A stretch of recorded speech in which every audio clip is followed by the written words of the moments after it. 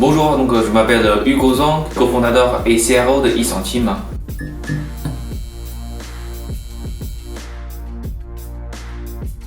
Nous sommes une plateforme de partage d'informations de shopping permettant de relier les consommateurs chinois locaux et aussi les touristes chinois individuels avec des marques européennes.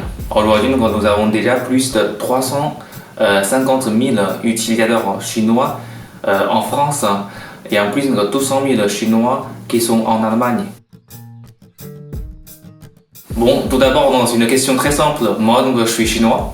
Ça fait 13 ans que je vais en France. C'est pour ça que je connais très bien les besoins des consommateurs chinois locaux. Aujourd'hui, on estime qu'il y a 800 Chinois qui habitent en France, qui représentent à peu près 7,5 milliards d'euros de pouvoir d'achat. Et après, on estime qu'il y a 2,2 millions de visiteurs chinois qui sont venus en France pour leur voyage chaque année. Ça représente 15 milliards d'euros de pouvoir d'achat. C'est la raison pour laquelle on a ciblé le marché chinois en France. Oui, bien sûr, il y a une différence entre les expatriés et aussi les touristes en fait. Là, aujourd'hui, on travaille beaucoup avec les différentes, par exemple, les restaurants chinois à Paris. C'est le lieu où il y a beaucoup de Chinois.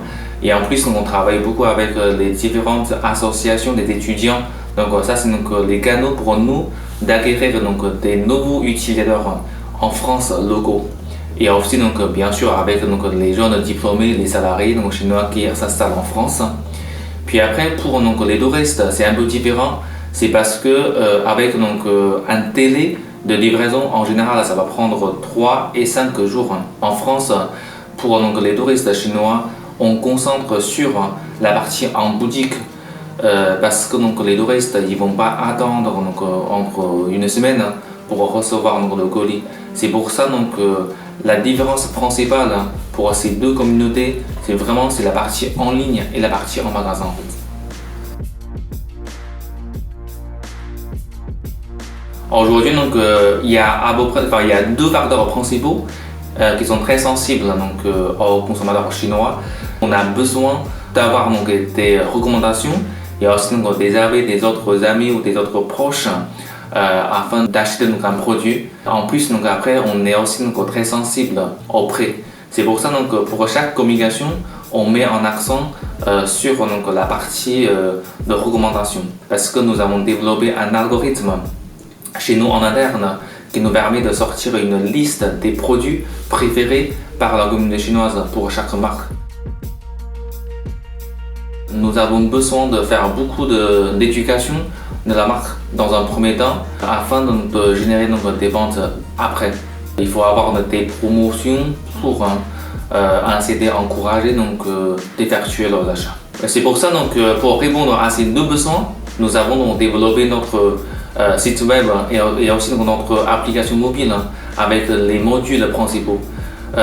On a un flux principal avec toutes les informations de shopping basant sur des offres pour répondre aux besoins sur le fait que les Chinois sont sensibles au prix. Et après, on a aussi un autre module principal, c'est notre module UGC, c'est les contenus générés par utilisateurs. Donc, c'est les utilisateurs qui achètent des produits, qui vont prendre des photos sur les produits et après ils partagent sur notre application. C'est comme un Instagram intégré dans eCentime avec tous ces modules principaux qui nous permettent de répondre aux besoins à nos utilisateurs. Les utilisateurs qui peuvent s'abonner à différentes marques sur eCentime et dans ce cas-là, ils pourront recevoir des différentes informations de shopping ou des offres selon les marques qu'ils ont abonnées. Ça, c'est la partie personnalisation. Et en plus, on fait beaucoup de contenu storytelling en fait, pour les nouvelles marques auprès de la communauté chinoise qui permet de promouvoir la nouvelle marque au sein de la communauté chinoise locale en fait. On travaille beaucoup sur les réseaux sociaux chinois.